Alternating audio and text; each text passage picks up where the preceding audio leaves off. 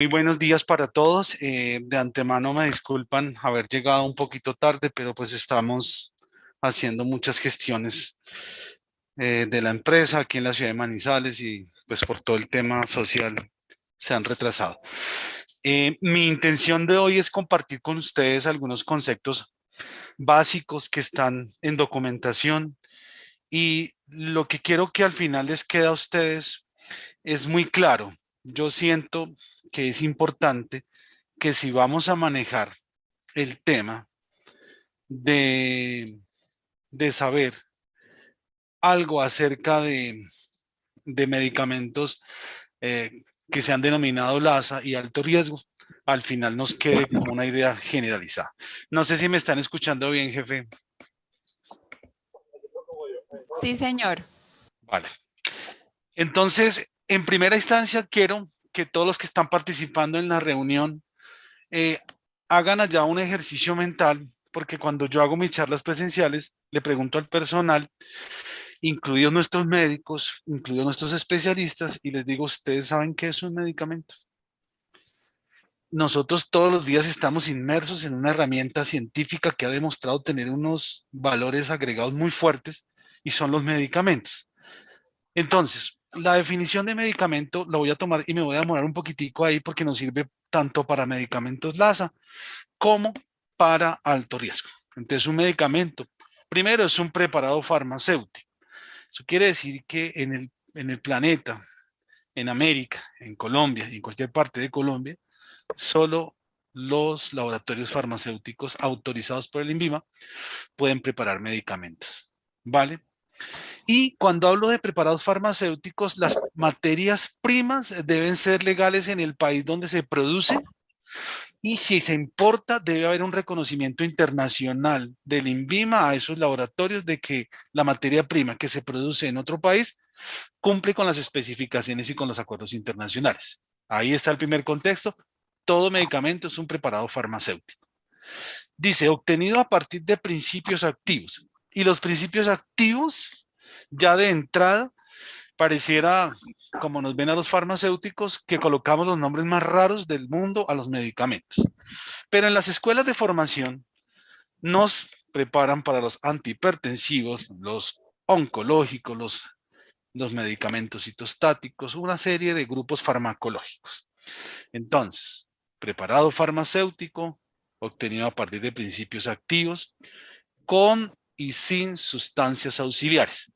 Cuando hablo de sustancias auxiliares, hablo muy claramente de que muchos medicamentos tienen más sustancias auxiliares que principio activo, pero es por la misma presentación final. Yo quisiera que existiera un medicamento donde 2 gotitas de acetaminofén se convirtieran en 500 miligramos de una tableta. Pero la vía de administración me genera unas barreras que yo debo solucionar como químico farmacéutico con unas formas farmacéuticas que requieren sustancias auxiliares para que puedan atravesar el tracto intestinal, para que resistan el ataque de los ácidos y que entren allá a la vía porta y el torrente sanguíneo lo envíe hacia el hígado si hay efecto de primer paso o simplemente a la circulación mayor, hablando ya de biodisponibilidad, para que se haga ya en el torrente sanguíneo una concentración y un intento determinado y mi paciente genere un cuadro clínico favorable para mantenerlo dentro de los niveles. Entonces, preparado farmacéutico de principios activos con y o sin sustancias auxiliares. ¿Se presenta bajo formas farmacéuticas? Sí, tenemos formas farmacéuticas sólidas, líquidas, líquidas estériles, ¿sí? Y combinaciones.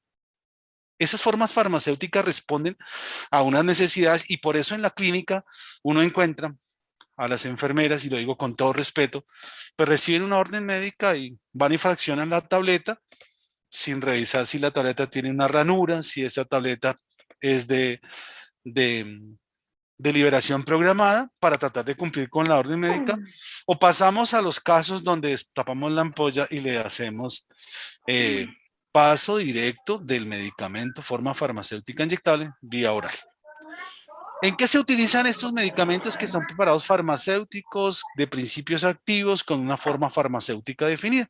En la prevención. lo que está de moda, todo el tema de vacunas.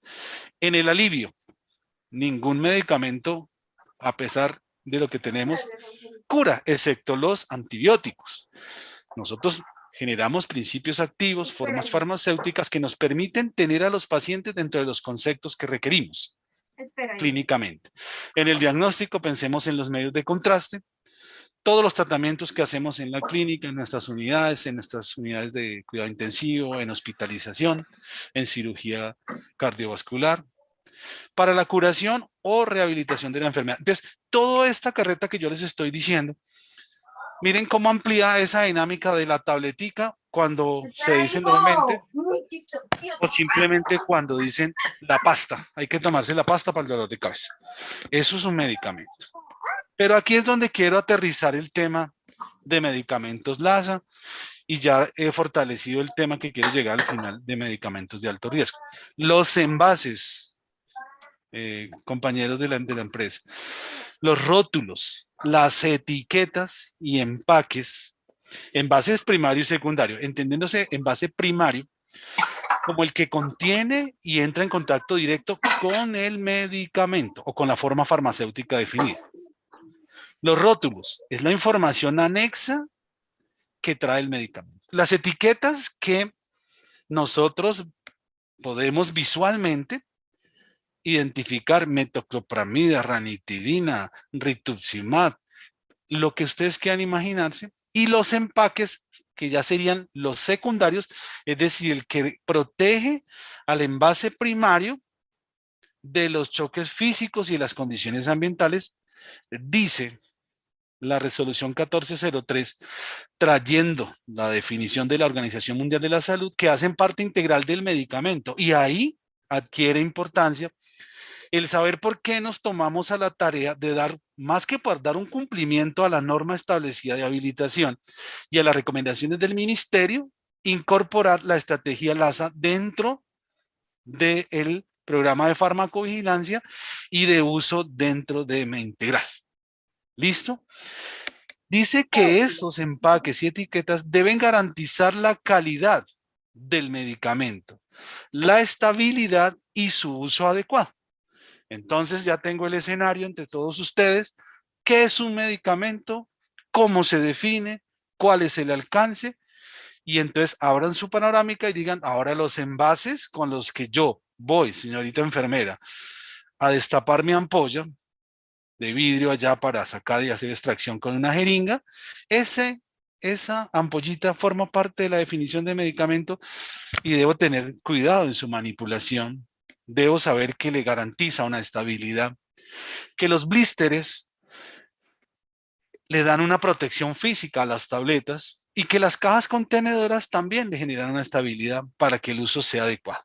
Con todo ese escenario, quiero compartir que la parte normativa nos obliga, primero, el decreto 2200 del 2005, que reglamenta los servicios farmacéuticos y que fue reabsorbido por la 780, 2016, y nos dice que nosotros debemos procurar dentro de los objetivos de los servicios farmacéuticos, procurar el uso adecuado de los medicamentos.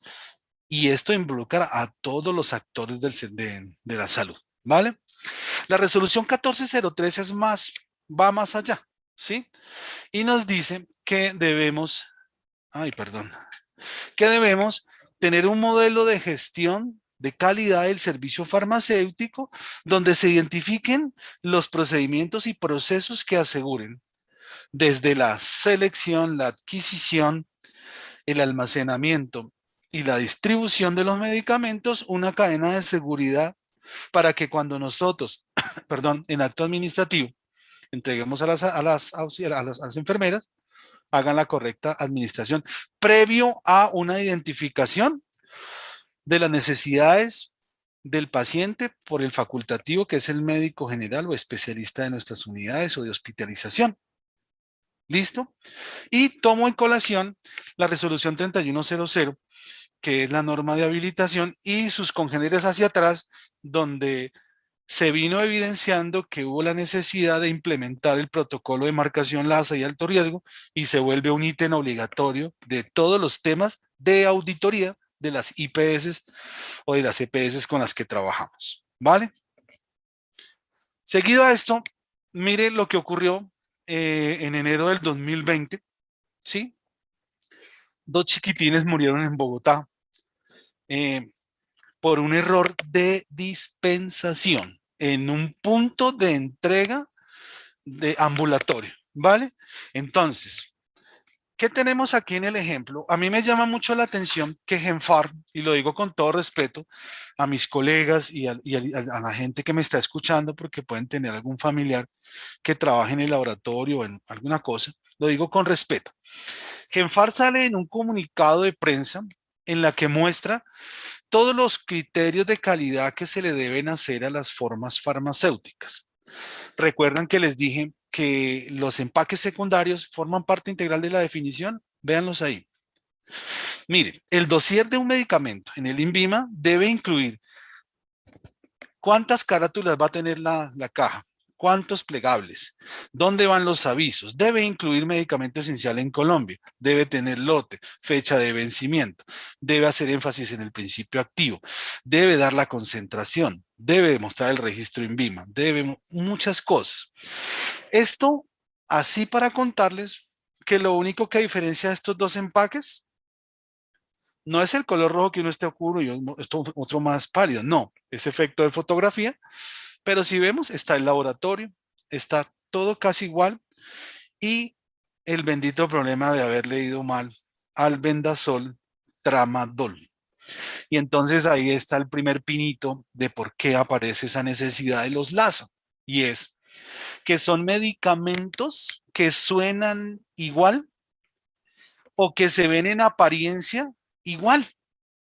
Y la definición LASA pues es traída de nuestros eh, ingleses, como aparece en esta diapositiva, el look, o sea, el ver, y sound, el sonido, ¿cierto?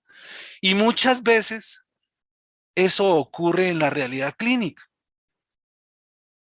no solo en la tragedia de esta mamita en Bogotá, sino también en el día a día de nosotros en las farmacias. Entonces, si surgimos en la necesidad de crear este protocolo, pues nos metimos a hacerlo. Contamos con la participación de una QF que ya no está en la empresa y nos diseñamos ese logotipo chiquito que está ahí a la parte superior derecha de medicamentos LASA.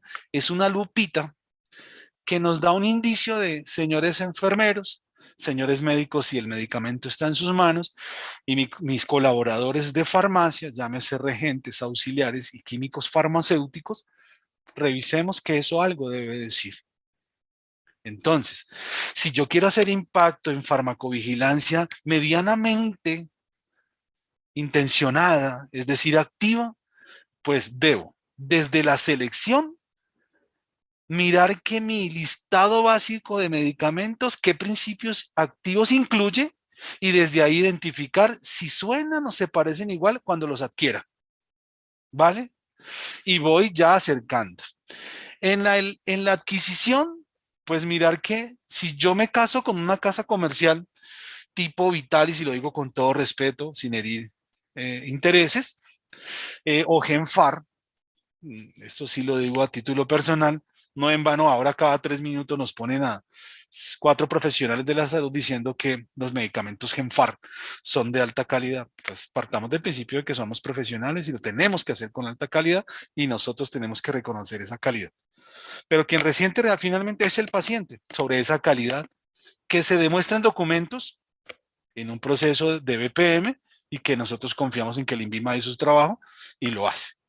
Entonces, el objetivo del protocolo es contribuir al uso seguro de los medicamentos a través de la estrategia de marcación LASA, de manera que se impacte en la disminución de los errores de medicación que hablábamos en la anterior capacitación de farmacovigilancia y que esto genere seguridad en la atención de los pacientes en Medintegral. ¿Vale? ¿Qué debemos hacer? Todo el tiempo nuestros especialistas a veces recurren a un pool de medicamentos o al pool de medicamentos que definimos en los listados oficiales y debemos identificar medicamentos LASA. No caer en el vicio de marcar todo, porque si no, entonces marcaríamos todo porque como todo se parece. Marcar los medicamentos LASA, ya tenemos el logotipo chiquito que colocamos. Verificar durante la dispensación, y esto es un acto netamente técnico de mis regentes, de mis auxiliares y de los químicos farmacéuticos de la institución. Durante la entrega de esa medicación a mis jefes en cada una de las unidades, llámese cirugía, hospitalización, UCI, hacer énfasis en ese LASA, pero es más una posición de toma y dame. Yo debo estar capacitado en que esa lupita significa algo o si no, pues no. Yo les hago la pregunta a los que trabajan en la agencia Manizales, donde hoy me encuentro compartiendo con ellos, y en el vidrio de la farmacia que nos aísla del pasillo, hay un aviso muy bonito. Dice, ¿sabes qué es un medicamento LASA? Y a veces tenemos que estarle recordando a la gente eso, ¿vale? Una vez que tenemos durante la administración segura la identificación del ASA, pues reportar novedades porque la idea es que todas las unidades deben estar marcadas para asegurar. Un ejemplo muy claro, acetaminofén y acetazolamida. Marcamos en negrilla lo que a veces genera la confusión. Hemos tenido casos reportados en otras agencias donde en vez de cefazolina pasamos cefalotina, a pesar de que son cefalosporinas de primera generación, pues la ordenanza médica me obliga a mí a dar cefazolina y no cefalotina. Azatioprina, atropina, suenan iguales. Y aparte de eso tenemos una complicación que les mostraba con el ejemplo de Genfar. Es que, por ejemplo, la línea de antibióticos de Vitalis toda es igual.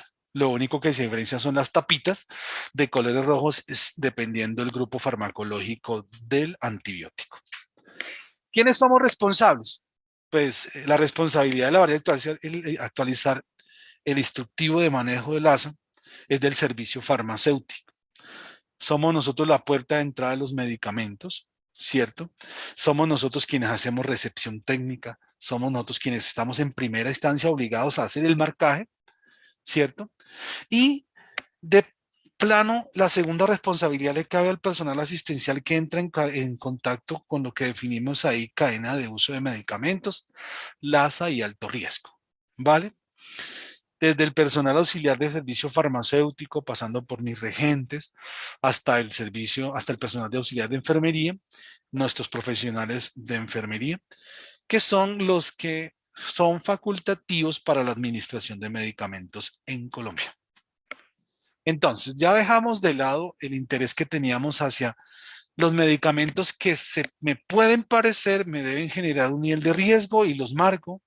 Aquellos cuyo sonido no es claro y me confunde, también los voy a marcar. Los tenemos identificados, el protocolo está establecido y a su vez fue incluido como una estrategia de soporte del programa de farmacovigilancia institucional.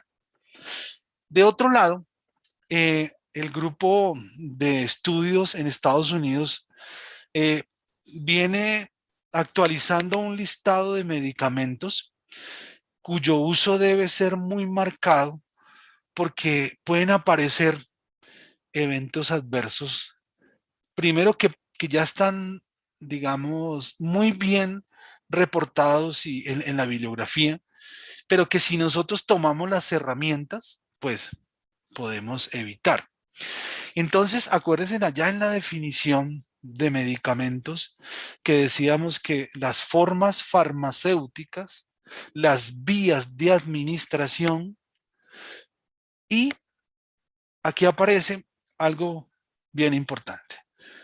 El protocolo es el conjunto de actividades y condiciones que se desarrollan para identificar correctamente la utilización de medicamentos de alto riesgo y son aquellos que por sus propias características y perfil de seguridad pueden poner en riesgo la salud del paciente en el curso de su utilización. Pero miren una cosa importante acá. Características propias y perfil de seguridad. Pues todos los medicamentos, los que estamos participando de esta charla, uno podría pensar, todos los medicamentos pueden llegar a constituirse en un vector de alto riesgo si yo no tomo mi conciencia frente a cómo estoy dando el medicamento. De entrada hay medicamentos cuyo perfil de seguridad da las características de sus ventanas terapéuticas que pueden ser muy pequeñas y entonces yo puedo estar o muy por debajo haciendo subdosificación y el paciente no ve la eficacia programada del medicamento o me voy por encima de esa dosis máxima, ¿sí? Allá en la dosis respuesta, en la gráfica, y estaría pasando a la dosis ya tóxica y entonces le estamos generando daño al paciente. Digamos que el grupo de investigación en los Estados Unidos lo que hizo fue mirar y revisar los reportes y él condicionó un listado que hemos adoptado en muchas partes del planeta. Eso no nos hace menos ni más. Nosotros también lo adoptamos. Este trabajo lo inició otro colega aquí en Manizales que le metió como muchas ganas al tema y nos dejó estos indicios y lo hemos ido mejorando. Pues en el buen sentido de la palabra, porque no estoy echando atrás el trabajo de él, al contrario, agradecerle. Si ustedes se dan cuenta, el triangulito ahí en la parte derecha izquierda, R, riesgo, también es un sticker pequeño que colocamos a ese listado de medicamentos. Vale, uno le llama la atención que en el listado está incluido el agua estéril, pero ¿cuántos de nosotros hemos visto y nos ha pasado que hacemos reconstitución de muchos principios activos de medicamentos en forma farmacéutica, polvo liofilizado para reconstituir a solución inyectable, lo reconstituimos por agua, con agua porque el laboratorio fabricante no lo recomienda y lo hacemos. Pero a veces lo pasan en agua y hablemos de la tonicidad de los vasos por donde van a fluir los medicamentos, entonces podemos estar afectando al paciente. Entonces no es tan a la carrera. ¿El agua es riesgosa? Pues el agua es salud, pero si no se utiliza adecuadamente, los medicamentos pueden generar esa situación. El protocolo tiene como objetivo principal, definir las estrategias para el manejo adecuado de los medicamentos de alto riesgo incluidos en los listados básicos de medicamentos de MED integral, de manera que podamos, y una palabra muy fuerte, garantizar, al 100% no podemos, la seguridad del paciente durante el proceso de atención. Digo que no podemos, no, sino me refiero a es que a pesar de todo esto, a veces se filtran cosas que no pudimos manejar. Precauciones igual que en el mismo protocolo LASA, entonces identificar esos medicamentos de alto riesgo con base a los listados internacionales, porque pues desafortunadamente no tenemos unas bases de datos confiables en Colombia, porque esos estudios pues digamos que eso da para una tesis de grado, un posgrado, un doctorado, porque es que es una información muy gruesa, de mucho análisis y es mucho análisis retrospectivo, el ingreso a historias clínicas, el análisis de datos, los rastreos internacionales para poder proponer una lista de medicamentos de alto riesgo en Colombia. Pero seguramente para eso apunta la investigación. Marcar los medicamentos de alto riesgo, nuevamente la corresponsabilidad de los servicios farmacéuticos. Verificar los medicamentos de alto riesgo a la hora de dispensación. Uno ya casi que los tiene identificados. Los sinotrópicos y la sedación son críticos para nosotros y en este momento mucho más. El tema de los electrolitos, especialmente el potasio, las mismas nutriciones parenterales. Son muchas cosas que están en el protocolo y los invito a que lo revisen. Yo puedo darles el link para que lo ingresen y lo lean. Y bueno, como les decía, hemos tenido muchas situaciones de manejo estos días en la empresa y no alcancé a afinar las diapositivas. Les quedo debiendo ese listado, pero está en el protocolo. Verificar los medicamentos de alto riesgo a la hora de administración es una obligación de mi enfermera jefe en cabeza de serie o del auxiliar a quien le dispone que haga ese procedimiento y debemos reportar novedades inherentes al proceso. Ahí tengo tres inotrópicos, glutamina, dopamina, noradrenalina y como les decía el ejemplo, el agua estéril. Y yo creo que nadie se pregunta o se dice, ¿el agua estéril?